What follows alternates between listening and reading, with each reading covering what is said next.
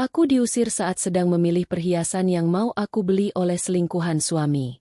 Sebelum lanjut ke cerita selanjutnya, yuk subscribe dan like. Absen dulu di kolom komen ya ah. Hawa dingin dari pendingin ruangan yang menyala senyap terasa menggigit kulit Lara. Meskipun ia sudah mengenakan kardigan kasmir yang lembut. Dingin itu seakan merambat dari lantai marmer putih gading di bawah kakinya. Naik melalui sofa bludru mewah tempatnya duduk, dan akhirnya mengendap di dalam hatinya. Rumah ini besar, megah, dan selalu bersih sempurna. Namun kehangatan telah lama pergi meninggalkannya, menyisakan kekosongan yang bergema di setiap sudut. Di luar, hujan di penghujung September baru saja reda, menyisakan aroma tanah basah yang terbawa angin masuk melalui jendela balkon yang sedikit terbuka. Pemandangan kota dari apartemen penthouse mereka seharusnya menenangkan, tetapi bagi Lara, kerlip lampu gedung-gedung pencakar langit itu kini tampak seperti bintang-bintang yang jauh dan tak bisa dijangkau. Lara menyesap teh melati dari cangkir porselen tipisnya. Semuanya di sini adalah yang terbaik, furnitur rancangan desainer ternama, peralatan makan dari Eropa, karya seni yang harganya bisa membeli beberapa rumah. Semua ini adalah buah dari kerja kerasnya, tetesan keringat dan jam-jam tanpa tidur yang ia curahkan untuk membangun Elarani Jewels, dari sebuah toko kecil menjadi jaringan perhiasan mewah yang disegani di seluruh negeri.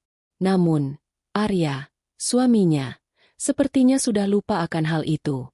Baginya, semua kemewahan ini adalah latar panggung di mana ia memainkan perannya sebagai suami dari seorang wanita sukses, sementara di belakang panggung, ia menjalani kehidupan yang lain. Pernikahan mereka, yang dulu dipenuhi tawa dan percakapan hingga larut malam, kini hanya diisi oleh keheningan yang canggung. Arya sering pulang larut, dengan alasan klasik yang terdengar semakin usang setiap kali diucapkan. Rapat mendadak, makan malam dengan klien penting, atau pekerjaan yang menumpuk. Awalnya Lara percaya, atau lebih tepatnya, ia memilih untuk percaya. Namun, aroma parfum wanita yang samar namun asing di kemejanya, atau cara Arya yang selalu menyembunyikan layar ponselnya saat ada notifikasi masuk, perlahan-lahan mengikis kepercayaan itu hingga yang tersisa hanyalah debu kecurigaan. Besok adalah hari ulang tahun pernikahan ke-35 orang tuanya. Sebuah pencapaian yang luar biasa di zaman sekarang. Lara ingin memberikan hadiah yang tak akan mereka lupakan.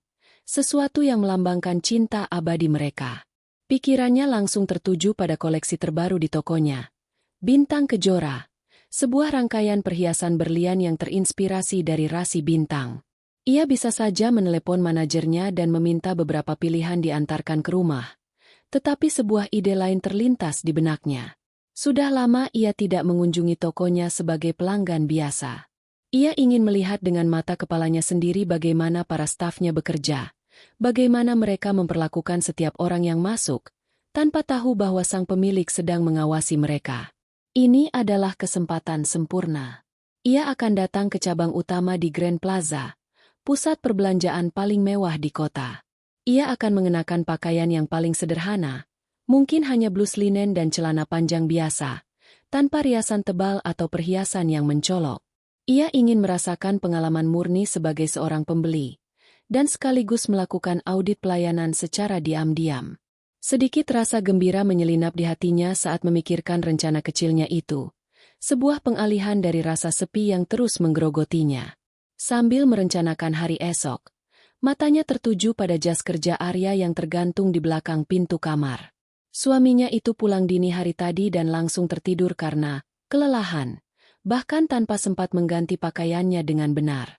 Lara bangkit, berniat mengambil jas itu untuk dikirim ke penatu. Saat ia mengangkatnya, secari kertas jatuh dari saku dalam dan melayang ke lantai. Sebuah struk pembayaran. Lara membungkuk untuk mengambilnya. Jantungnya mulai berdebar sedikit lebih kencang. Itu adalah kertas tagihan kartu kredit. Dan yang membuat darahnya seakan berhenti mengalir adalah logo yang tercetak di bagian atas kertas itu. Elarani Jewels, cabang Grand Plaza. Logo yang ia rancang sendiri bertahun-tahun lalu. Tangannya sedikit gemetar saat ia membaca detail transaksi yang tertera. Tanggalnya minggu lalu, saat Arya mengaku sedang melakukan perjalanan bisnis keluar kota. Nama barang yang dibeli, Leontin Safir Bintang Malam. Sebuah perhiasan edisi terbatas dari koleksi eksklusif yang harganya mencapai 98 juta rupiah. Elara menelan ludah. Ia tidak pernah menerima liontin itu. Ia bahkan tidak tahu Arya membelinya. Jadi, inilah buktinya. Hitam di atas putih. Bukan lagi sekadar kecurigaan atau firasat. Ini adalah fakta dingin yang menusuknya tepat di jantung. Arya tidak hanya berselingkuh, tetapi ia menggunakan uang mereka, uang yang sebagian besar berasal dari kerajaan bisnis Elara, untuk membelikan hadiah mewah bagi wanita lain di toko milik Elara sendiri. Penghinaan ini terasa berlapis-lapis, begitu dalam dan menyakitkan. Ia kembali duduk. Struk itu tergenggam erat di tangannya hingga kertas itu menjadi lecek. Teh melatinya sudah mendingin. Rasanya menjadi pahit di lidah. Pemandangan kota di luar jendela kini tampak kabur oleh air mata yang mulai menggenang di pelupuk matanya. Namun tidak ia biarkan jatuh. Ia tidak akan menangis. Tidak sekarang. Rencananya untuk mengunjungi toko besok kini memiliki makna yang baru. Ini bukan lagi sekadar audit pelayanan atau misi mencari hadiah untuk orang tuanya. Besok, ia akan datang ke sana untuk mencari kebenaran. Untuk melihat sendiri panggung sandiwara suaminya. Dan mungkin, untuk mengakhiri semuanya. Rasa sakit di hatinya perlahan berubah menjadi sesuatu yang lain. Sesuatu yang lebih dingin, lebih keras, dan lebih tajam. Besok, ia akan datang ke tokonya bukan sebagai istri yang tersakiti, tetapi sebagai Elara, sang pemilik, yang akan merebut kembali apa yang menjadi miliknya. Siang keesokan harinya, Grand Plaza berkilauan di bawah sorotan lampu-lampu kristal yang menggantung megah di langit-langitnya yang tinggi. Lantai marmernya yang dipoles sempurna memantulkan bayangan para pengunjung yang berlalu lalang. Kebanyakan dari mereka adalah sosialita dengan tas tangan bermerek tergantung di lengan atau para ekspatriat yang mencari hiburan di akhir pekan. Udara di dalam mal terasa sejuk dan harum, dipenuhi aroma parfum mahal dan kopi yang baru diseduh dari kafe-kafe mewah. Elara berjalan melewati butik-butik desainer internasional dengan langkah tenang dan mantap. Ia mengenakan blus katun berwarna krem, celana palazzo longgar berwarna kaki, dan sandal datar yang nyaman.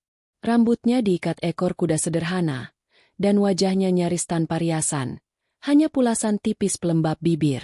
Sebuah tas jinjing kanvas tersampir di bahunya, kontras dengan tas kulit buaya dan monogram yang dipamerkan oleh wanita-wanita di sekelilingnya. Penampilannya sengaja ia buat biasa saja, membuatnya nyaris tak terlihat di tengah lautan kemewahan ini. Itulah yang ia inginkan. Jantungnya berdebar sedikit lebih kencang saat ia melihat papan nama tokonya dari kejauhan. Elarani Jewels. Huruf-huruf berwarna perak yang elegan itu terpasang di atas fasad marmer hitam yang mengilap. Pintu kaca setinggi 3 meter terbuka secara otomatis saat ia mendekat, mempersilakannya masuk ke dalam dunia yang ia ciptakan. Seketika, hiruk-pikuk mal yang ramai tergantikan oleh keheningan yang anggun. Aroma lembut bunga lili dan teh putih menyambutnya. Sebuah wewangian khas yang ia pilih sendiri untuk semua cabangnya. Di dalam, pencahayaan diatur dengan sangat cermat. Lampu sorot kecil menembakkan cahayanya tepat ke arah perhiasan di dalam etalase kaca, membuatnya berkilau seperti serpihan bintang yang ditaburkan di atas beludru hitam. Perasaan bangga yang familiar membuncah di dadanya. Setiap detail di tempat ini adalah perwujudan dari visinya. Karpet tebal yang meredam suara langkah kaki, sofa-sofa kecil di sudut ruangan untuk kenyamanan pelanggan, hingga musik instrumental lembut yang mengalun pelan. Namun, kebanggaan itu dengan cepat tercemar oleh rasa pahit saat ia teringat alasan sebenarnya ia berada di sini. Struk tagihan itu seakan membakar di dalam tasnya. Pengingat akan pengkhianatan yang terjadi di dalam surga kecil yang ia bangun ini. Saat ia melangkah lebih jauh ke dalam, seorang staf penjualan yang berdiri di dekat pintu depan menoleh ke arahnya. Wanita itu muda, mungkin pertengahan 20-an, dengan rambut hitam legam yang ditata sempurna dalam sanggul modern. Seragam kerjanya yang berupa gaun hitam pas badan ia kenakan seolah itu adalah busana adibusana, dipermanis dengan bros logo, Elarani, yang tersemat di dadanya. Riasan wajahnya tebal dan dramatis, dengan eyeliner bersayap dan lipstik merah menyala. Papan nama di dadanya bertuliskan, Karina. Mata Karina menyapu penampilan Elara dari ujung kepala hingga ujung kaki dalam sepersekian detik. Itu adalah tatapan yang terlatih. Tatapan seorang penjual yang dengan cepat menilai kemampuan finansial calon pembelinya. Lara bisa melihatnya dengan jelas. Kerutan halus di dahi Karina saat melihat sandal datarnya, sudut bibirnya yang sedikit turun saat matanya tertuju pada tas kanvasnya, dan kilat meremehkan yang cepat di matanya sebelum ia berhasil menyamarkannya dengan senyum profesional yang dingin. "Selamat siang. Selamat datang di Elarani Jewels." Sapa Karina. Suaranya terdengar manis, tetapi nadanya datar dan tanpa kehangatan sedikit pun. Itu adalah sapaan wajib yang diucapkan tanpa minat. "Ada yang bisa saya bantu?" "Selamat siang. Saya hanya ingin melihat-lihat," jawab Lara dengan ramah, sengaja menjaga suaranya tetap lembut. "Tentu," balas Karina singkat. Ia membuat gerakan tangan yang menyapu ke seluruh ruangan. "Silakan," katanya, sebelum dengan cepat membuang muka. Jelas sekali, ia sudah menganggap Lara sebagai jendela pembeli. Tipe pengunjung yang hanya akan melihat-lihat, menyentuh kaca etalase, dan pergi tanpa membeli apapun. Seseorang yang tidak sepadan dengan waktu dan energinya. Tepat pada saat itu, pintu otomatis kembali terbuka. Seorang wanita parubaya dengan gaun sutra berwarna-warni dan perhiasan emas yang gemerlapan di leher serta pergelangan tangannya masuk. Wajah Karina seketika berubah. Senyumnya yang tadi dingin kini menjadi lebar dan penuh pesona. Matanya berbinar seolah baru saja melihat teman lama. "Ibu Hartono, senang sekali melihat Anda lagi," seru Karina dengan antusiasme yang dibuat-buat.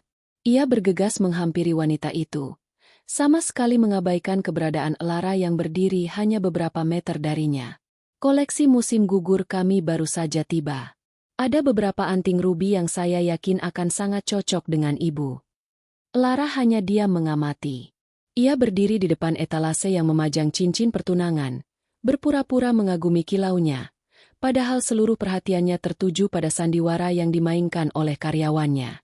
Ia melihat bagaimana Karina memanjakan Ibu Hartono, menarik kursi beludru untuknya, menawarkan segelas sampanye, dan tertawa renyah mendengar leluconnya. Inilah pelayanan VVIP yang selalu ia tekankan dalam setiap pelatihan. Masalahnya, standar pelayanan itu seharusnya berlaku untuk semua orang, bukan hanya mereka yang tampak kaya. Setelah beberapa menit, Lara mencoba peruntungannya lagi.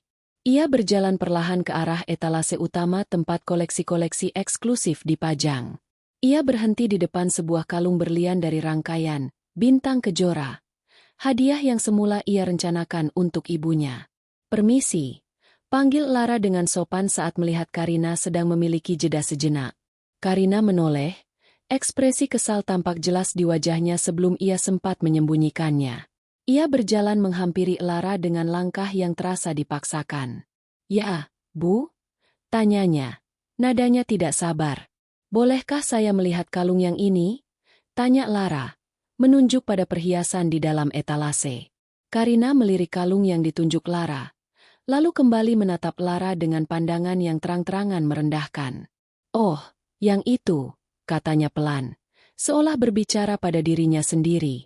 Lalu dengan suara yang lebih keras, ia berkata, "Itu dari koleksi haute jewelry kami, Bu. Harganya cukup signifikan." Ia sengaja menekankan kata signifikan, seolah sedang memperingatkan Lara agar tidak membuang-buang waktunya. Penghinaan halus itu terasa seperti tamparan. Namun, Lara menahan emosinya. Wajahnya tetap tenang, tanpa ekspresi. "Saya tahu. Karena itu saya ingin melihatnya lebih dekat." Karina menghela napas panjang dan terdengar jelas. Sebuah gestur ketidaksabaran yang sangat tidak profesional. "Baiklah, tunggu sebentar." Ia berbalik tanpa berkata apa-apa lagi, meninggalkannya berdiri sendirian di sana. Di seberang ruangan, ia melihat Karina justru kembali mendekati Ibu Hartono, menawarkan untuk membersihkan perhiasan yang sedang dipakai oleh pelanggan setianya itu. Karina sengaja membuatnya menunggu, mengirimkan pesan yang sangat jelas. "Anda tidak penting." Lara mengepalkan tangannya di sisinya.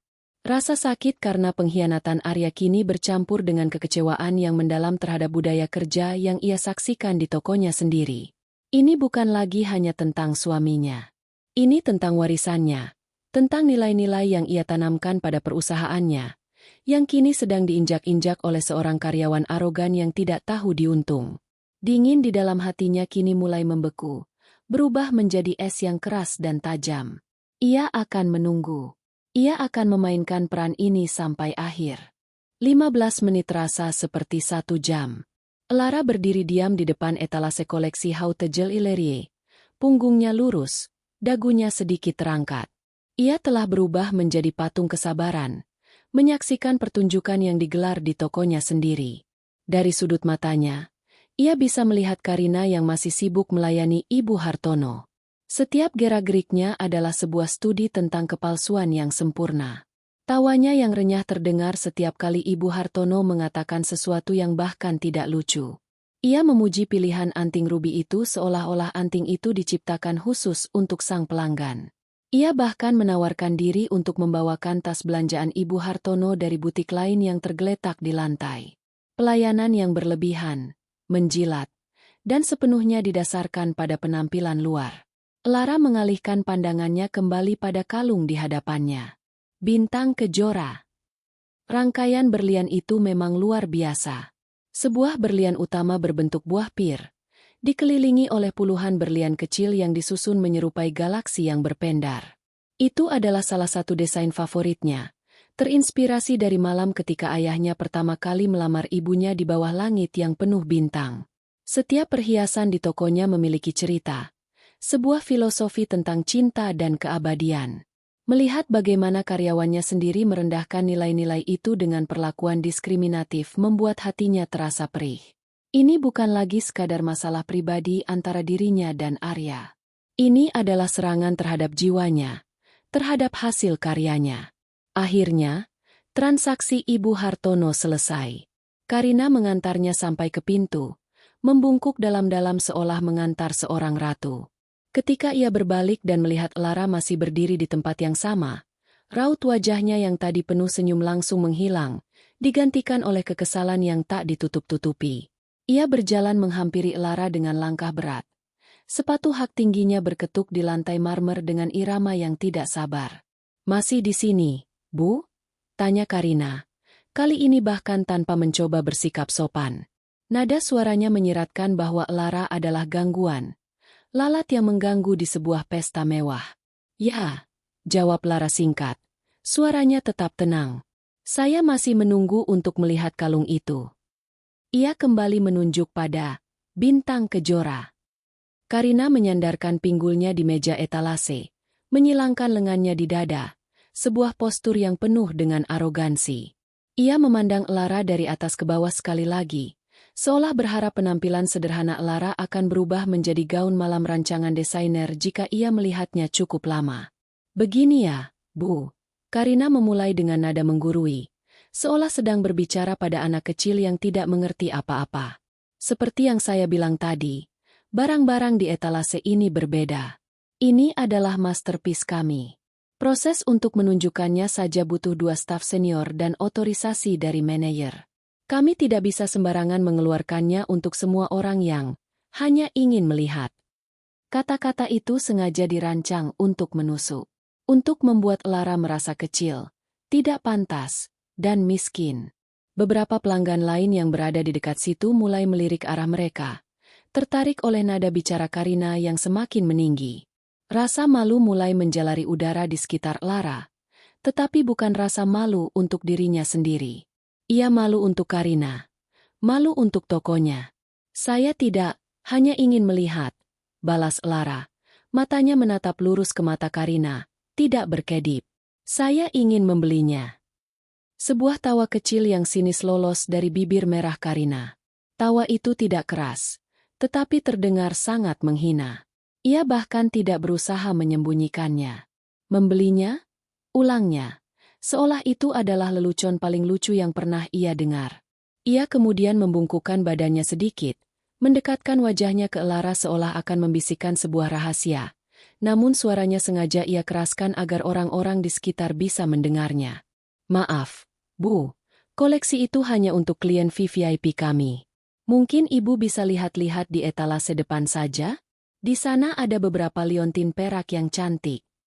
Ia berhenti sejenak. Matanya berkilat jahat. Atau mungkin, toko di seberang lebih sesuai dengan anggaran ibu. Itulah puncaknya. Sebuah pengusiran yang dibungkus dengan kata-kata manis beracun. Sebuah penghakiman final atas nilai dirinya berdasarkan pakaian yang ia kenakan. Lara bisa merasakan tatapan kasihan dari pelanggan lain dan senyum meremehkan dari staf lain yang mendengar percakapan itu. Dunia seakan melambat. Ia bisa mendengar detak jantungnya sendiri, tenang dan stabil, kontras dengan amarah dan rasa sakit yang seharusnya meledak di dalam dirinya. Tetapi tidak ada ledakan. Tidak ada air mata. Hanya ada keheningan yang dingin dan menusuk. Kesabaran Lara telah mencapai batasnya, dan di titik terendah dari penghinaan itu, ia menemukan kekuatan yang luar biasa. Ia bukan lagi seorang istri yang dikhianati atau pelanggan yang diremehkan. Ia adalah seorang ratu yang sedang menyamar di kerajaannya sendiri, menyaksikan pengkhianatan dari para abdi dalamnya. Setelah hening beberapa saat, Lara menarik napas panjang. Ia tersenyum tipis, senyuman yang tidak mencapai matanya yang kini sedingin es. Wajahnya yang tenang memancarkan aura kekuasaan yang membuat Karina, untuk pertama kalinya, merasa sedikit goyah. Ada sesuatu dalam tatapan wanita sederhana di hadapannya ini yang membuatnya merinding. "Saya mau yang itu," kata Lara lagi. Suaranya pelan namun terdengar seperti perintah yang tak terbantahkan. Setiap kata diucapkannya dengan penekanan yang jelas. "Tolong, keluarkan. Sekarang." Perintah Lara yang pelan namun tegas itu menggantung di udara, memecah keangkuhan Karina seperti retakan halus pada kristal. Untuk sesaat, topeng kesombongan di wajah Karina goyah. Ia menatap Lara, mencoba mencari tanda-tanda keraguan atau gertakan, tetapi yang ia temukan hanyalah sepasang mata yang tenang dan dalam, memancarkan otoritas yang membingungkan. Staf lain yang pura-pura sibuk kini benar-benar berhenti bekerja. Telinga mereka menajam, merasakan pergeseran atmosfer di dalam toko. Pelanggan yang tersisa melirik dengan penasaran. Keheningan yang tadinya anggun kini terasa berat dan penuh antisipasi. Rasa ragu Karina hanya berlangsung sekejap. Egonya yang terluka dengan cepat mengambil alih. Siapa wanita ini yang berani memerintahnya di wilayah kekuasaannya? Ia memutuskan untuk mengakhiri sandiwara ini sekali dan untuk selamanya. "Cukup, Bu," desis Karina. Suaranya kembali tajam dan penuh racun. "Saya rasa Anda sudah melewati batas. Jika Anda tidak segera meninggalkan toko, saya terpaksa akan memanggil keamanan." Ia menegakkan tubuhnya, merasa kembali memegang kendali. Mengancam akan memanggil keamanan adalah kartu trufnya. Cara pamungkas untuk menyingkirkan pelanggan yang merepotkan. Lara tidak bergerak. Ia hanya mengangkat alisnya sedikit, seolah menantang Karina untuk melakukannya. "Silakan," jawabnya dengan ketenangan yang mengerikan. Tepat saat Karina hendak meraih telepon di meja kasir untuk memanggil keamanan, pintu kaca otomatis di depan toko berdesir terbuka. Hawa sejuk dari pendingin ruangan sedikit bergejolak, membawa masuk suara keramaian mal yang samar. Sesosok pria tinggi dan gagah melangkah masuk. Ia mengenakan setelan bisnis berwarna biru tua yang dijahit sempurna, kemeja putihnya licin tanpa kerutan, dan sepatu kulitnya mengilap. Di tangannya, ia memegang buket mawar merah yang besar dan indah. Pria itu adalah Arya, suami Lara. Senyum lebar dan menawan terpasang di wajahnya yang tampan. Mata Lara terpaku padanya. Untuk sepersekian detik yang menyakitkan, sebersit harapan bodoh muncul di hatinya. Mungkinkah Arya datang untuknya? Mungkinkah ini sebuah kejutan? Sebuah permintaan maaf? Harapan itu hancur berkeping-keping bahkan sebelum sempat terbentuk sepenuhnya. Mata Arya menyapu seisi ruangan, tetapi tatapannya sama sekali tidak berhenti pada Lara. Ia berjalan melewatinya seolah Lara hanyalah perabot tak terlihat. Senyumnya, bunganya, dan seluruh perhatiannya tertuju lurus ke satu arah, pada Karina. "Sayang, maaf aku sedikit terlambat," kata Arya. Suaranya hangat dan penuh kasih sayang. Ia berhenti tepat di depan Karina, menyerahkan buket mawar itu padanya, dan tanpa ragu sedikit pun, ia mendaratkan ciuman ringan di pipi Karina, tepat di depan semua orang. Dunia Lara seakan berhenti berputar. Suara-suara di sekitarnya meredam menjadi dengungan tak berarti. Yang bisa ia lihat hanyalah pemandangan di hadapannya. Suaminya, pria yang berbagi tempat tidur dengannya selama bertahun-tahun, sedang memeluk pinggang wanita lain dengan mesra. Di dalam tokonya, di depan matanya. Rasa sakit itu begitu tajam dan nyata, seolah sebilah pisau es baru saja ditancapkan ke dalam dadanya, memutar, dan menghancurkan semua yang tersisa di sana. Struk tagihan di dalam tasnya adalah bukti. Tetapi menyaksikan pengkhianatan itu secara langsung adalah sebuah eksekusi. Karina tertawa genit. Wajahnya merona karena senang menjadi pusat perhatian. Ia menerima bunga itu dan menghirup aromanya dengan dramatis. "Kamu ini, bikin kejutan saja," katanya manja, melingkarkan lengannya di leher Arya. Momen itu adalah kemenangan mutlak baginya, dan ia menikmatinya sepenuhnya. Barulah saat itu, ketika Arya sedikit berbalik sambil masih merangkul Karina, matanya menangkap sosok Lara yang berdiri membeku tidak jauh dari mereka. Ekspresi wajah Arya berubah drastis. Senyumnya yang hangat lenyap, digantikan oleh keterkejutan yang dengan cepat berubah menjadi kekesalan yang kentara. Ia tampak terganggu, seolah kehadiran istrinya adalah noda pada lukisan indahnya. "Loh, Lara!" Arya melepaskan rangkulannya dari Karina, meskipun tidak sepenuhnya menjauh. "Kamu ngapain di sini?" Pertanyaannya tidak mengandung nada khawatir atau penasaran. Itu adalah sebuah tuduhan. Seolah Lara telah melanggar batas wilayah pribadinya. Lara tidak sanggup berkata-kata. Mulutnya terasa kering, dan ada beban berat yang menekan dadanya, membuatnya sulit bernapas. Melihat kebisuan Lara dan pakaiannya yang sederhana, Arya dengan cepat mengambil kesimpulan yang salah. Ia melirik Karina, lalu kembali pada Lara dengan tatapan merendahkan. Tatapan yang sama persis dengan yang diberikan Karina beberapa saat lalu. "Sayang," katanya pada Karina. Suaranya kini terdengar meremehkan dan dimaksudkan agar Lara mendengarnya dengan jelas. "Sudahlah, jangan buang waktumu meladeni dia. Dia tidak akan beli apa-apa." Itu adalah kalimat terakhir yang menghancurkan sisa-sisa hati Lara. Bukan hanya pengkhianatan, tetapi juga penghinaan yang datang dari mulut suaminya sendiri. Arya tidak membelanya. Ia tidak bertanya apa yang terjadi. Ia langsung berpihak pada selingkuhannya, ikut serta dalam sandiwara merendahkan istrinya sendiri. Di mata Arya, Lara tidak lebih berharga dari penampilan luarnya. Wanita yang membangun kerajaan ini bersamanya kini dianggap tidak mampu membeli satupun barang di dalamnya. Saat itu juga, sesuatu di dalam diri Lara mati. Rasa sakit yang membakar itu padam, digantikan oleh kekosongan yang dingin dan hampa. Tidak ada lagi air mata yang perlu ditangisi. Tidak ada lagi hati yang bisa dihancurkan. Yang tersisa hanyalah Lara, sang pemilik, Elarani Jewels, yang berdiri di tengah reruntuhan pernikahannya, siap untuk membakar habis semua kebohongan sampai ke akarnya. Ucapan Arya yang menusuk itu bagaikan bensin yang disiramkan ke dalam api kesombongan Karina. Kalimat, "Dia tidak akan beli apa-apa," adalah validasi termanis yang pernah ia terima. Itu adalah konfirmasi dari suaminya sendiri bahwa Lara tidak berharga, tidak sepadan, dan tidak pantas berada di dunia mereka yang gemerlap.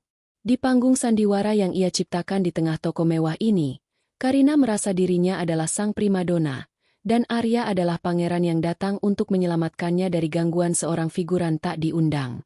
Wajahnya yang tadi tegang karena konfrontasi dengan Lara kini melunak menjadi ekspresi kemenangan yang congkak. Ia menatap Lara dengan tatapan penuh kemenangan, sebuah tatapan yang seolah berkata, "Lihat, bahkan suamimu sendiri tahu di mana posisimu."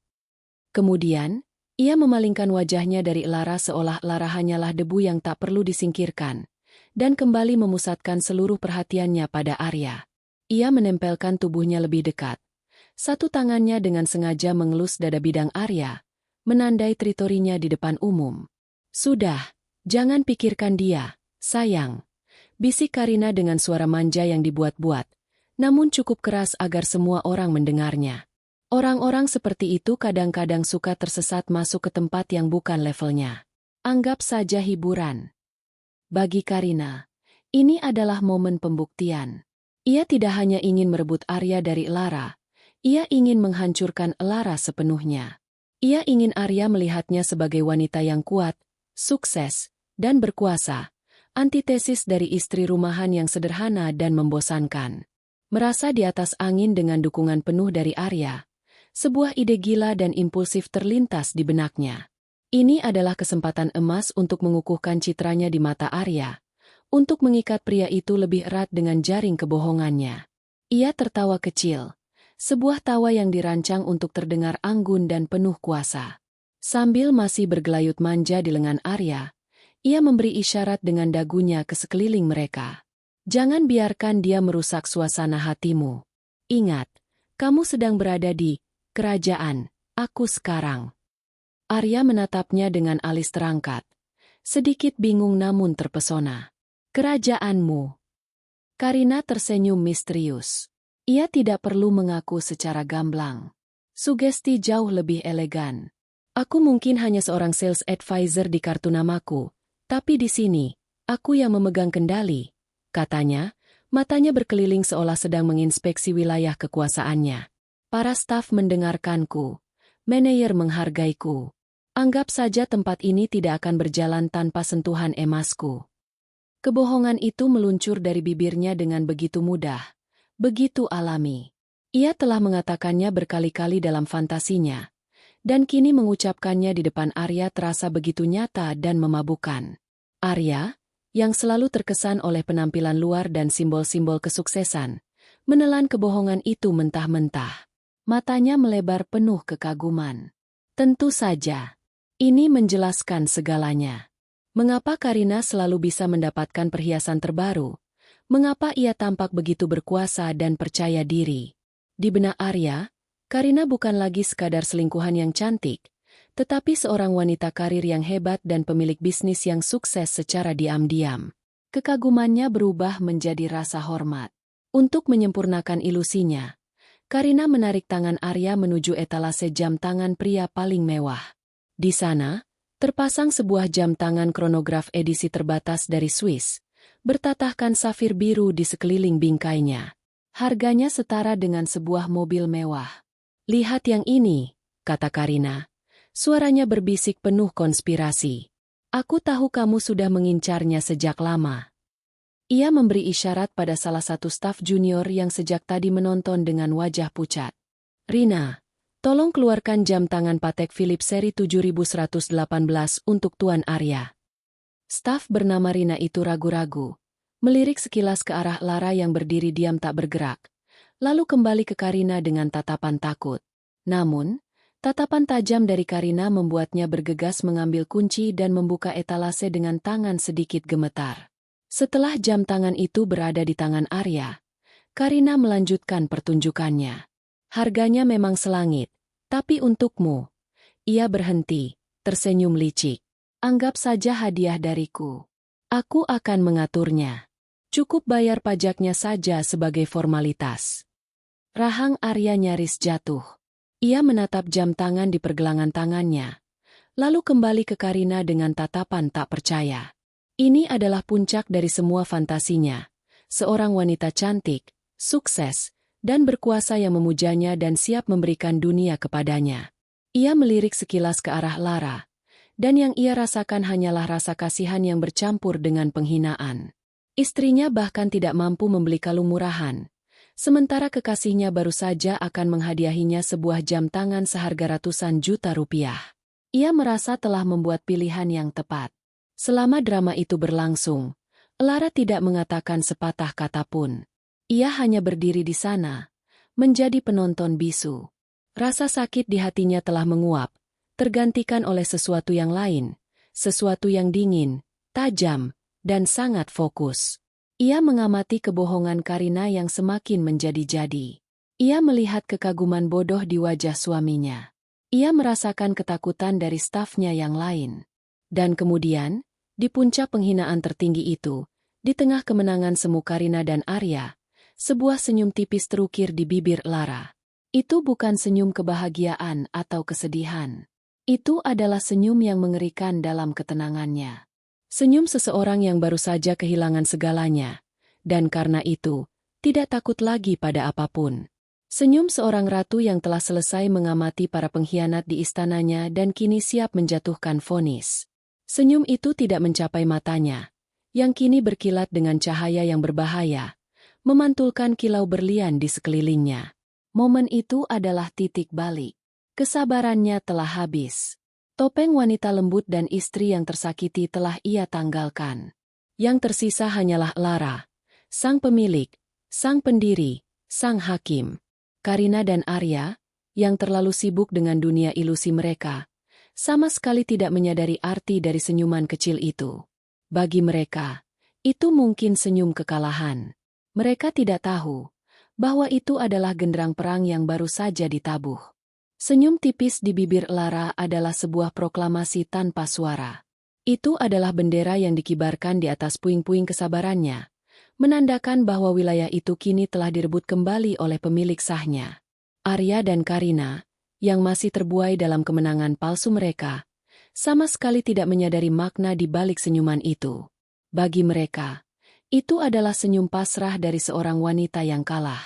Arya melihatnya sebagai tanda bahwa istrinya akhirnya sadar diri, sementara Karina menganggapnya sebagai isyarat menyerah yang menyedihkan. Mereka berdua salah besar. Dengan gerakan yang tenang dan terukur, seolah waktu melambat hanya untuknya, Lara mengabaikan jam tangan mewah di pergelangan tangan suaminya dan tatapan congkak selingkuhannya. Ia merogoh ke dalam tas tangannya yang sederhana, tas yang sama yang membuat Karina menghakiminya, dan mengeluarkan sebuah ponsel ramping berwarna hitam pekat. Desainnya minimalis namun elegan, kontras dengan citra sederhana yang ia tampilkan. Arya mendengus pelan, merasa jengkel. Mau apa lagi, Lara? Menelepon ibumu untuk mengadu? Cibirnya. Suaranya pelan namun cukup tajam untuk didengar Lara. Jangan membuat keributan di sini. Ini memalukan. Karina terkekeh sinis. Biarkan saja, sayang. Mungkin dia mau pamer pada teman-temannya kalau dia baru saja melihat-lihat di toko perhiasan mewah. Tambahnya, setiap kata meneteskan racun. Lara tidak menggubris mereka. Jari-jarinya dengan lincah menari di atas layar, bukan untuk mencari kontak, melainkan menekan serangkaian nomor dari ingatannya. Ia tidak perlu buku telepon untuk menghubungi orang-orang terpenting dalam kerajaannya.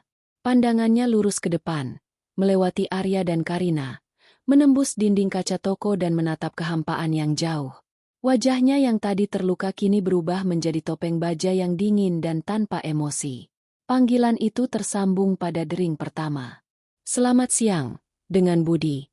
Terdengar suara berat dan profesional dari seberang. Itu adalah suara Budi Santoso, manajer regional, Elarani Jewels, untuk seluruh wilayah Jakarta. Pria yang paling bertanggung jawab atas operasional semua cabang di ibu kota. Pak Budi, selamat siang. Saya Lara. Hanya 2 kalimat, diucapkan dengan nada yang datar dan tenang. Namun, efeknya di seberang sana seperti ledakan bom. Terjadi keheningan sesaat. Hanya terdengar suara napas yang tercekat. Kemudian, suara Pak Budi kembali terdengar. Kali ini nada profesionalnya telah lenyap, digantikan oleh campuran rasa hormat, keterkejutan, dan kepanikan yang nyaris tak bisa disembunyikan. Ibu Lara. Selamat siang, Bu. Mohon maaf. Saya tidak tahu Ibu akan berkunjung. Lara memotongnya dengan halus namun tegas. Tidak memberinya waktu untuk berbasa-basi. Tidak apa-apa, Pak Budi. Saya sedang berada di cabang utama Grand Plaza. Tolong dengarkan instruksi saya baik-baik. Di sudut lain toko, beberapa staf senior yang kebetulan lewat dan mendengar nama Lara disebut langsung membeku di tempat. Wajah mereka menjadi pucat pasi. Mereka saling berpandangan dengan mata terbelalak, seolah baru saja melihat hantu. Bisikan-bisikan panik mulai menyebar dari satu staf ke staf lainnya seperti api yang merambat di rumput kering. Rina, staf junior yang tadi mengeluarkan jam tangan untuk Arya, tanpa sadar menjatuhkan kain poles dari tangannya. Karina, yang melihat perubahan drastis di sekelilingnya, mulai merasa ada yang tidak beres. Alisnya berkerut. Lara, kenapa nama itu terdengar familiar? Dan kenapa semua orang mendadak ketakutan? Ia mencoba menepis perasaan tidak enak itu, menganggapnya hanya kebetulan. Pertama, lanjut Lara di telepon. Suaranya kini terdengar seperti seorang jenderal yang memberi perintah di medan perang. Kumpulkan semua staf di cabang ini, dari manajer hingga petugas kebersihan, di lobi utama. Sekarang juga. Baik, Bu. Segera saya laksanakan. Kedua, sampaikan pada manajer cabang bahwa saya akan mengadakan audit pelayanan mendadak. Saya ingin laporan kinerja semua karyawan di atas meja saya dalam 15 menit. Siap, Bu. Dan yang ketiga, Pak Budi. Lara berhenti sejenak. Matanya yang dingin kini tertuju pada Karina dan Arya. Pastikan security siap siaga di pintu keluar. Saya tidak ingin ada yang meninggalkan toko ini sebelum saya selesai. Akan saya pastikan sendiri, Bu. Saya segera meluncur ke sana. Terima kasih. Lara menutup teleponnya. Mengakhiri panggilan itu dengan satu sentuhan ringan. Saat itulah badai benar-benar mulai terasa. Manajer toko, seorang pria parubaya yang biasanya tenang, tiba-tiba berlari keluar dari ruangannya dengan wajah panik, ponsel menempel di telinga. Ia berteriak pada semua staf. Tinggalkan semua. Kumpul di lobi sekarang. Perintah dari pusat. Kepanikan pecah. Staf yang tadinya melayani pelanggan langsung meminta maaf dan bergegas menuju lobi. Kasir meninggalkan mesinnya. Bahkan petugas keamanan yang berjaga di dekat pintu masuk ikut berbaris dengan wajah tegang. Dalam waktu kurang dari 2 menit, seluruh aktivitas di toko terhenti. Para pelanggan yang tersisa menatap bingung pada pemandangan aneh itu. Karina berdiri membeku. Buket mawar di tangannya terasa berat seperti batu. Kebingungannya kini telah berubah menjadi kecemasan yang mencekik. Ia melihat para koleganya berbaris rapi dengan wajah tertunduk, penuh rasa takut. Mereka semua menatap ke satu arah. Ke arah wanita sederhana yang baru saja ia hina dan usir. Arya adalah orang terakhir yang menyadari gravitasi situasi. Ia masih terjebak dalam arogansinya. Lara, apa-apaan ini? Kamu membuat kekacauan. Bentaknya. Mencoba meraih lengan Lara. Lara menepisnya dengan satu gerakan cepat, tanpa menoleh. Tatapannya terkunci pada barisan stafnya. Saat itulah Karina akhirnya mengerti. Ingatannya memutar kembali sebuah foto buram dari buletin perusahaan bulanan beberapa tahun lalu. Foto peresmian cabang baru. Di tengah foto itu, berdiri seorang wanita dengan senyum hangat, diapit oleh para pejabat. Di bawah foto itu ada tulisan, Lara Wijaya, pendiri dan CEO, Elarani Jewels. Jantung Karina seolah berhenti berdetak. Kakinya lemas hingga nyaris tak sanggup menopang tubuhnya. Mawar di tangannya jatuh berhamburan di lantai marmer yang dingin. Wajahnya yang tadi cantik dan angkuh kini sepucat mayat. Badai itu tidak lagi mendekat. Badai itu telah tiba, dan namanya adalah Lara. Keheningan yang menyelimuti lobi utama, Elarani Jewels, begitu pekat hingga terasa seperti beban fisik. Udara yang tadinya sejuk kini terasa tipis dan sulit dihirup. Lebih dari 20 orang staf berdiri dalam barisan yang kaku, bahu mereka tegang, dan mata mereka tertuju ke lantai marmer yang mengilap, seolah pola di atasnya adalah satu-satunya hal yang bisa menyelamatkan mereka. Tidak ada yang berani menatap langsung pada sosok wanita berpakaian sederhana yang kini menjadi pusat gravitasi di seluruh ruangan. Mereka semua tahu siapa dia. Sang pendiri, sang legenda, Ibu Lara Wijaya. Dan dia ada di sini, tanpa pemberitahuan, berdiri di tengah-tengah mereka. Manajer cabang, Pak Haryo, seorang pria yang biasanya penuh percaya diri, kini berdiri paling depan dengan punggung lurus kaku dan wajah sepucat kertas. Ia melangkah maju dengan hati-hati. Setiap gerakannya terukur seolah takut memecah keheningan yang sakral. Ia berhenti beberapa langkah di depan Lara, menundukkan kepalanya dalam-dalam dengan rasa hormat yang tak terbantahkan. Selamat siang, Ibu Lara. Sapanya, suaranya terdengar serak karena gugup. Mohon maaf atas nama seluruh tim. Kami sama sekali tidak menyangka akan menerima kehormatan atas kunjungan Ibu hari ini. Sapaan formal itu adalah vonis mati bagi Karina. Setiap suku kata yang diucapkan Pak Haryo adalah paku yang menancap di peti mati kebohongannya. Jantungnya yang tadi berhenti berdetak kini berdebar begitu kencang hingga ia bisa mendengarnya di telinga, mengalahkan semua suara lain. Dunia di sekelilingnya berputar. Wanita itu, wanita yang ia sebut tidak selevel, adalah Ibu Lara. Sang Lara, pemilik dari semua ini. Pemilik pekerjaannya, gajinya, komisi yang ia banggakan, dan status palsu yang ia gunakan untuk memikat Arya. Kerajaan yang ia klaim barusan ternyata benar-benar sebuah kerajaan, dan ia hanyalah seorang pesuruh rendahan yang baru saja menghina sang ratu di singgasananya. Kakinya gemetar hebat. Ia ingin lari, ingin menghilang, ingin bumi menelannya hidup-hidup. Tapi kakinya seolah terpaku di lantai. Ia melirik Arya, mencari perlindungan, tetapi pria itu juga tampak sama bingungnya.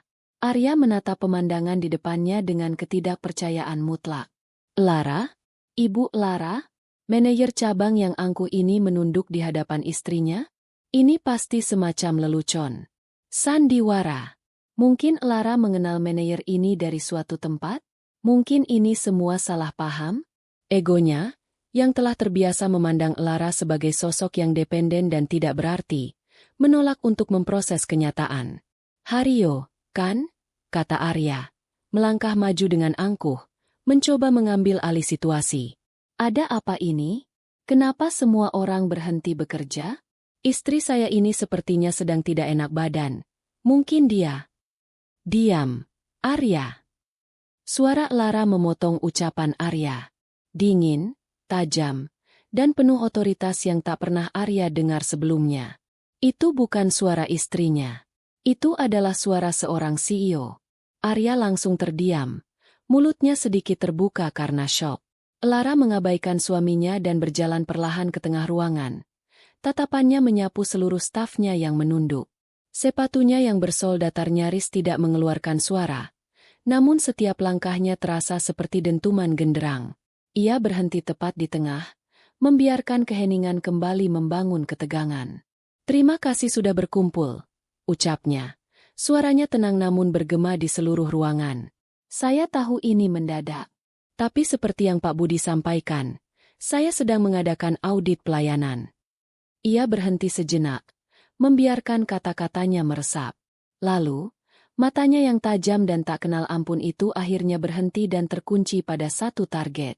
Pada Karina. Hari ini, lanjut Lara, suaranya kini sedikit lebih keras. Saya datang ke sini bukan sebagai pemilik. Saya datang sebagai seorang pelanggan. Seorang istri yang ingin membeli hadiah untuk merayakan ulang tahun pernikahan orang tuanya. Dan saya harus akui, saya mendapatkan sebuah pelayanan yang sangat istimewa. Setiap mata kini, meskipun dengan takut-takut, melirik ke arah Karina. Karina merasa seperti ribuan jarum menusuk kulitnya. Ia ingin berteriak, tapi tidak ada suara yang keluar. Lara mengambil satu langkah mendekati Karina. Pelayanan yang istimewa dari salah satu staf terbaik Anda. Lanjutnya, menatap lurus ke mata Karina yang kini dipenuhi teror. Seorang staf yang dengan percaya diri mengatakan pada saya bahwa koleksi di sini hanya untuk klien VVIP.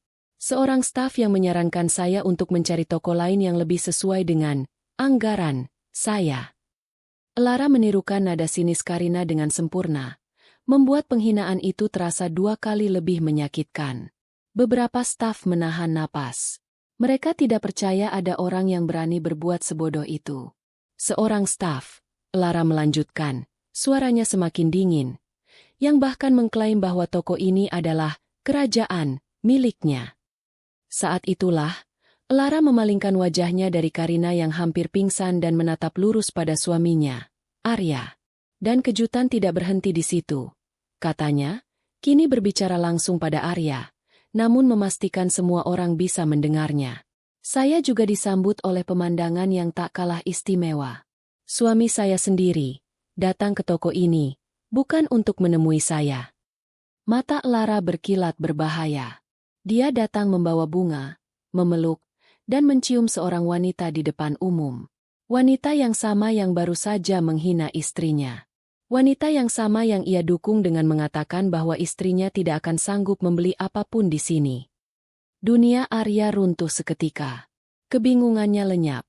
digantikan oleh gelombang horor dan pemahaman yang menghantamnya seperti tsunami. Toko ini, milik Lara? Semua kekayaan, semua kemewahan ini, adalah milik istrinya?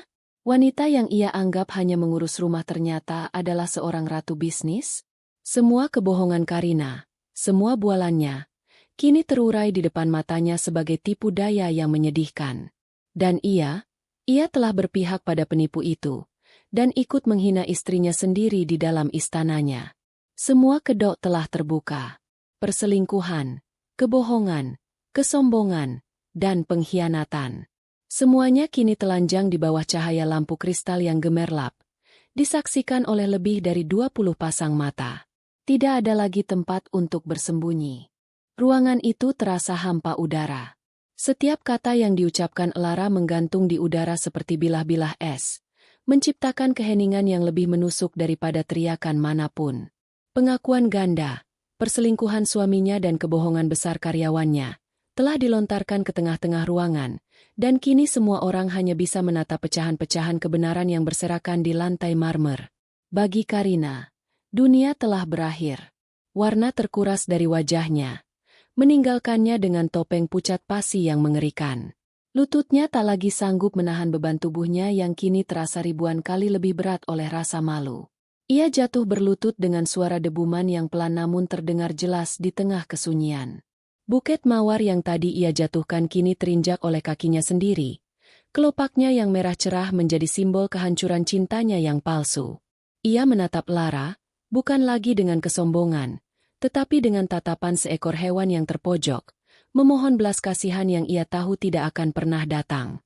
Arya, di sisi lain, masih berdiri kaku, terpaku di tempatnya.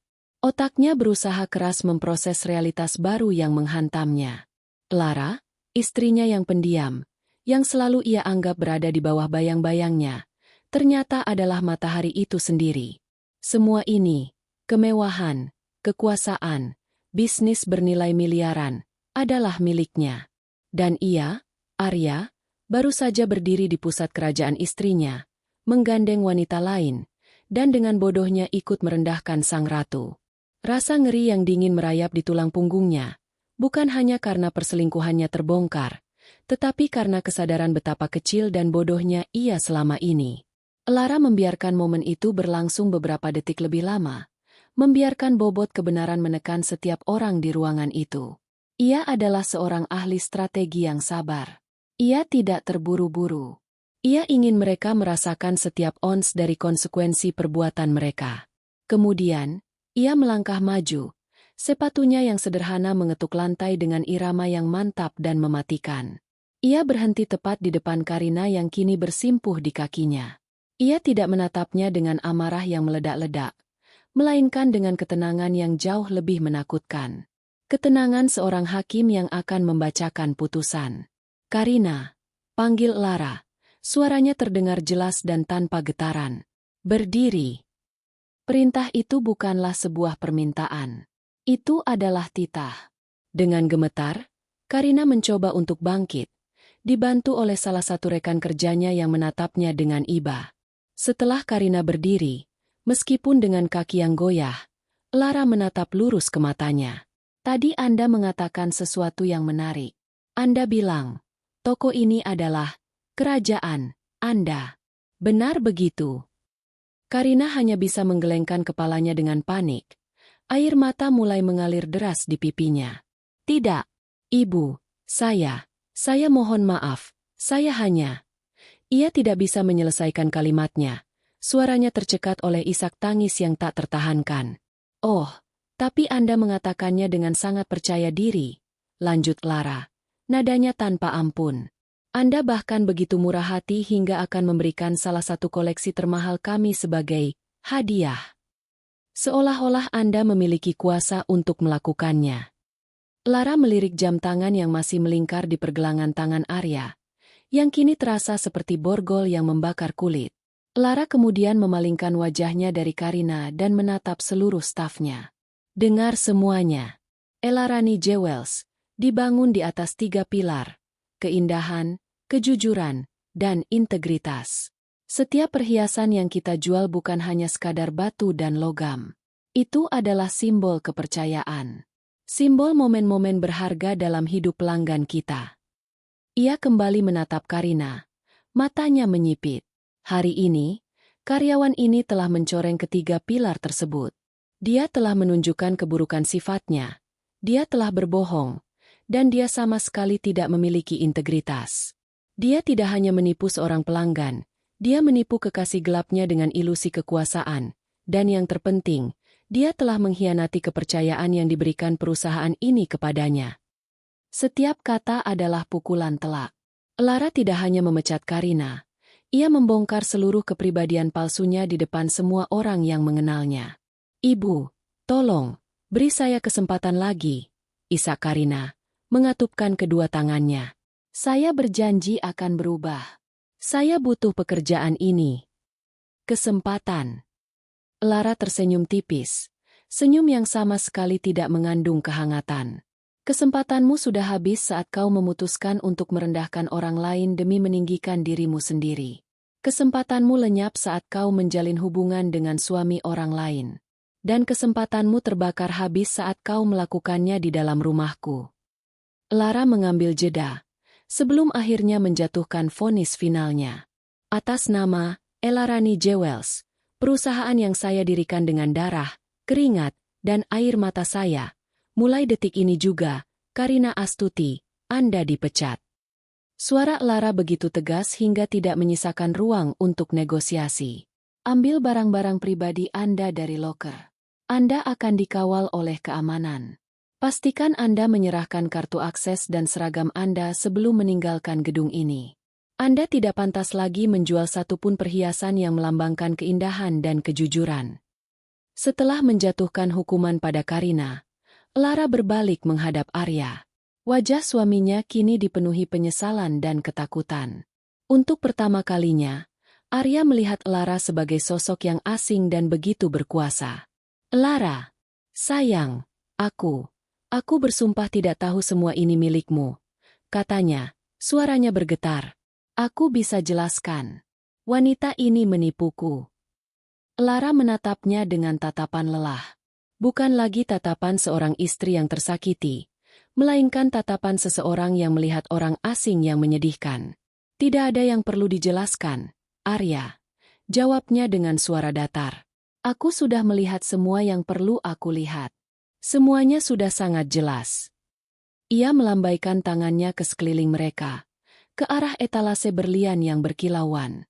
"Kau membawa selingkuhanmu ke istanaku, dan di depan singgasanaku, kau berpihak padanya untuk menghinaku.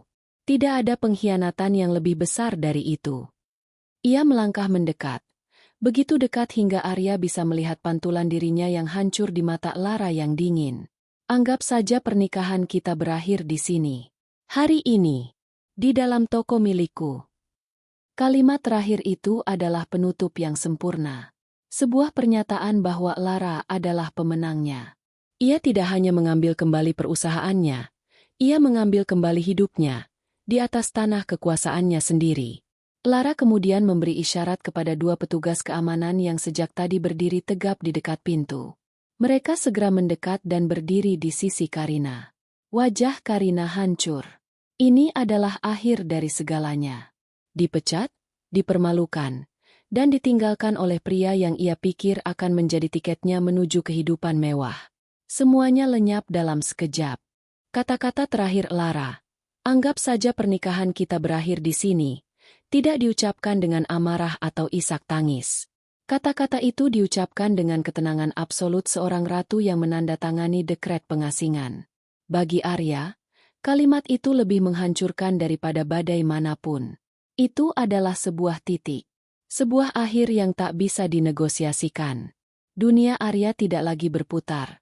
Dunianya berhenti ada. Ia hanya bisa berdiri membeku, menyaksikan dua petugas keamanan dengan sopan namun tegas menggiring Karina menuju pintu keluar. Wanita yang beberapa menit lalu menjadi pusat dunianya yang penuh gairah dan kebohongan, kini tampak begitu kecil dan menyedihkan. Isak tangisnya yang tertahan terdengar samar sebelum akhirnya lenyap di telan pintu kaca otomatis yang tertutup rapat, memisahkannya selamanya dari kerajaan yang pernah ia impikan. Setelah drama utama selesai, para staf yang tadi berbaris kaku mulai membubarkan diri dengan perintah bisu dari manajer mereka.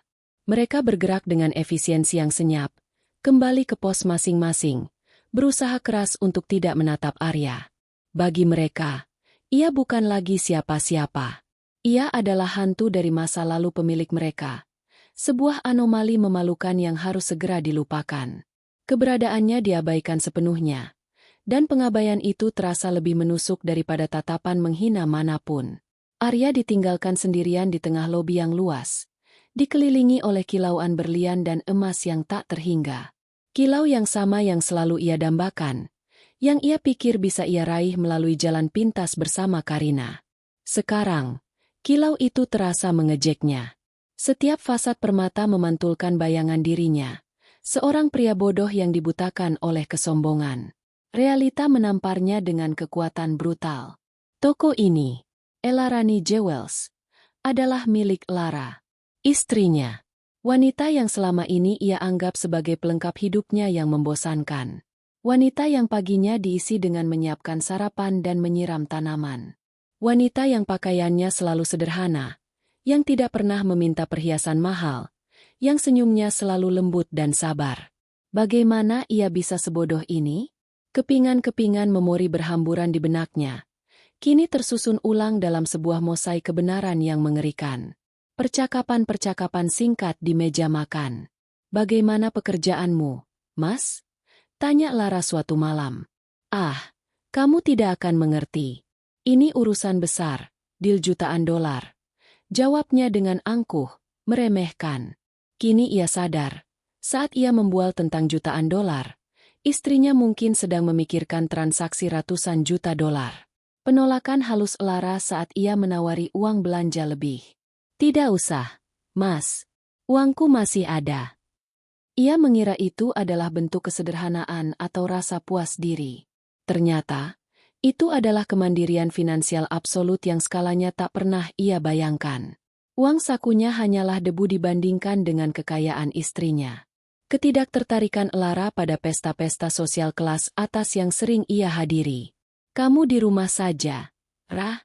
Acaranya pasti membosankan untukmu." Ia pikir Lara pemalu atau tidak percaya diri. Kenyataannya, Lara mungkin menganggap pesta-pestanya sebagai pertemuan anak-anak kecil yang pamer mainan baru. Dia bermain di liga yang berbeda. Liga di mana ia adalah pemilik stadionnya. Setiap kenangan adalah tamparan. Setiap kebaikan Lara yang ia anggap sebagai kelemahan, kini terlihat sebagai kekuatan yang luar biasa. Kesabarannya bukanlah kepasrahan, melainkan kontrol diri yang sempurna.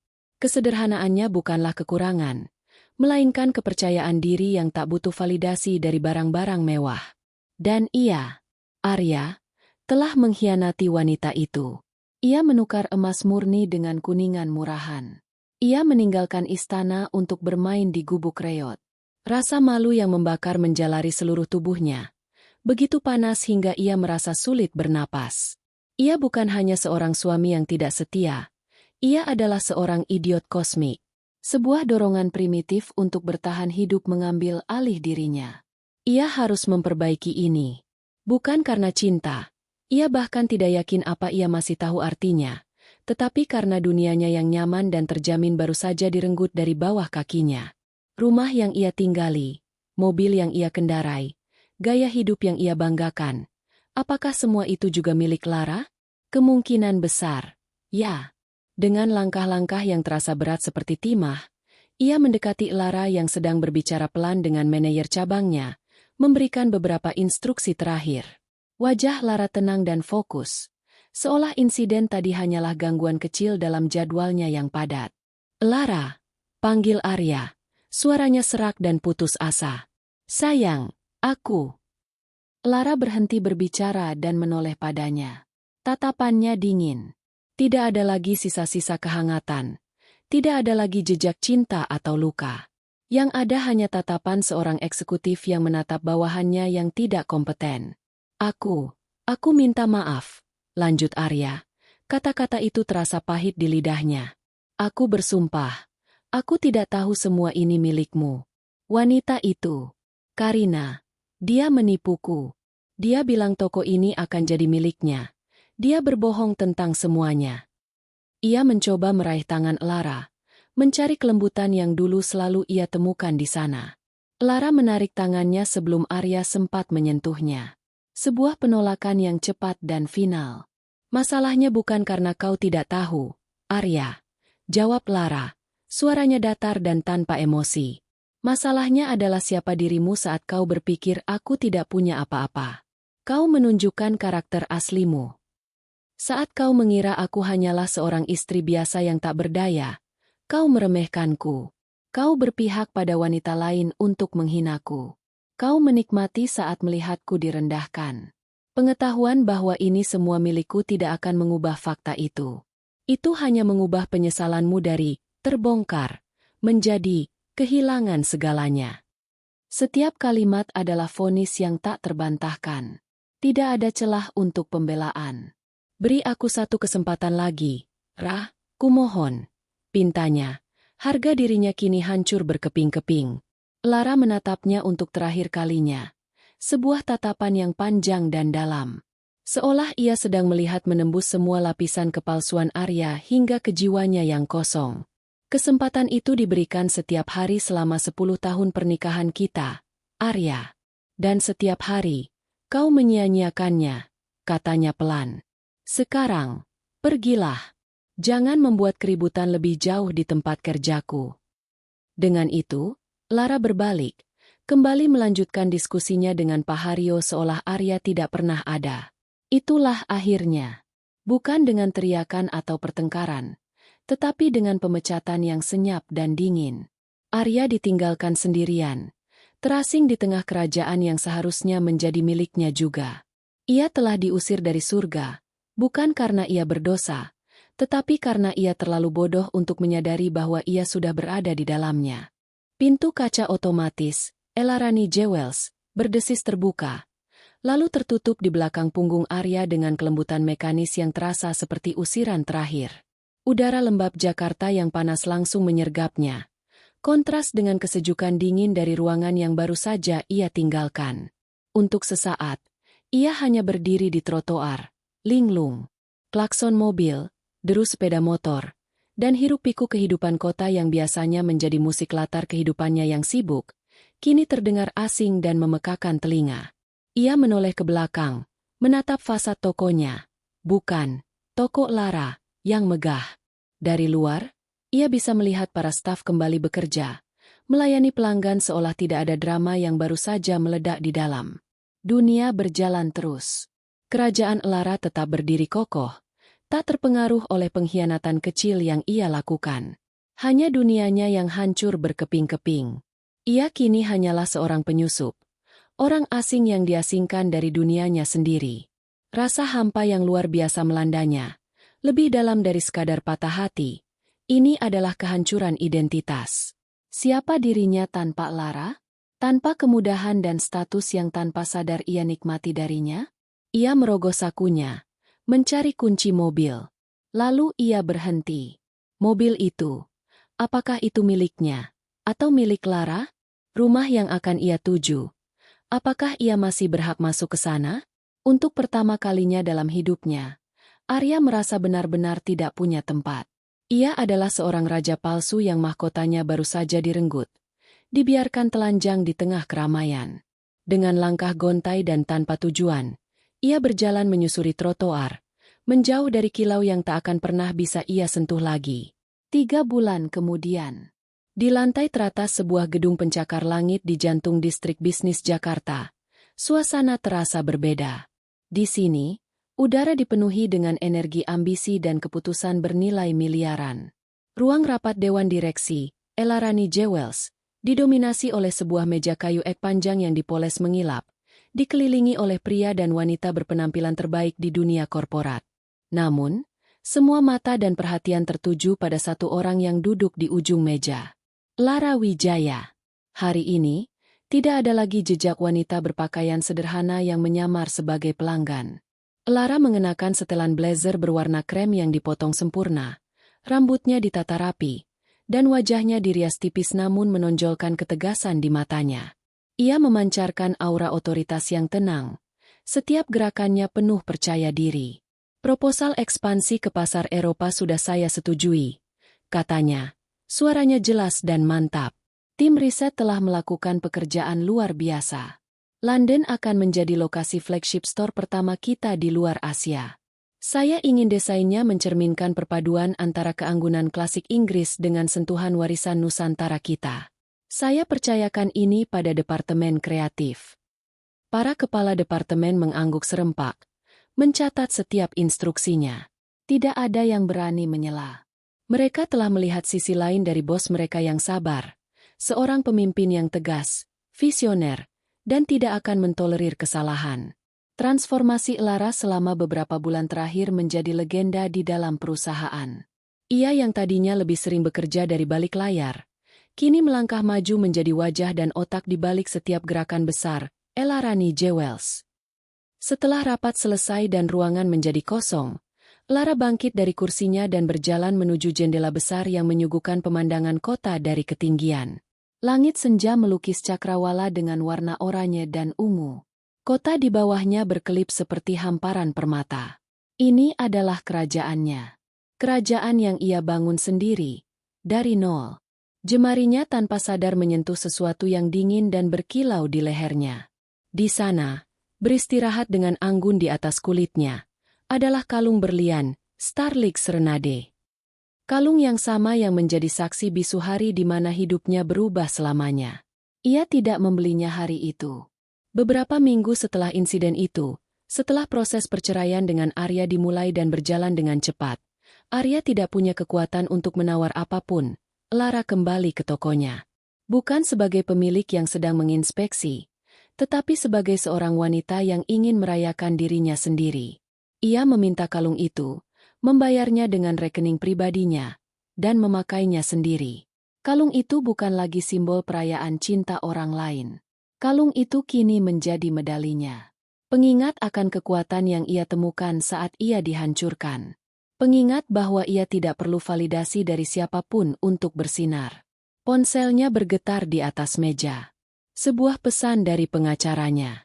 Proses perceraian sudah final. Semua aset atas nama Anda telah diamankan sepenuhnya. Di bawahnya ada pesan lain dari ibunya. Jangan lupa makan malam, Nak. Ayahmu sudah tidak sabar ingin merayakan kebebasanmu. Lara tersenyum. Senyum tulus pertama yang melibatkan seluruh hatinya dalam waktu yang sangat lama. Ia telah membuang dua beban dalam hidupnya. Seorang suami yang tidak menghargainya dan seorang karyawan yang mengkhianatinya. Ia mendengar kabar sekilas tentang mereka. Karina kesulitan mencari pekerjaan di industri perhiasan karena reputasinya hancur. Arya harus memulai lagi dari bawah. Tinggal di sebuah apartemen kecil dan kehilangan semua kemewahan yang dulu ia anggap sebagai haknya. Tapi Lara tidak merasakan kebencian atau kepuasan. Ia hanya merasakan kelegaan. Mereka adalah bagian dari masa lalu. Bab yang sudah selesai ia tulis dan tutup rapat. Ia menatap pantulan dirinya di kaca jendela. Seorang wanita kuat, seorang pemimpin, seorang penyintas. Kilau dari Starlix Serenade menangkap cahaya terakhir matahari terbenam, memancarkan spektrum warna yang indah. Namun, Lara tahu, kilau terindah bukanlah berasal dari berlian itu. Kilau yang sesungguhnya berasal dari dalam dirinya.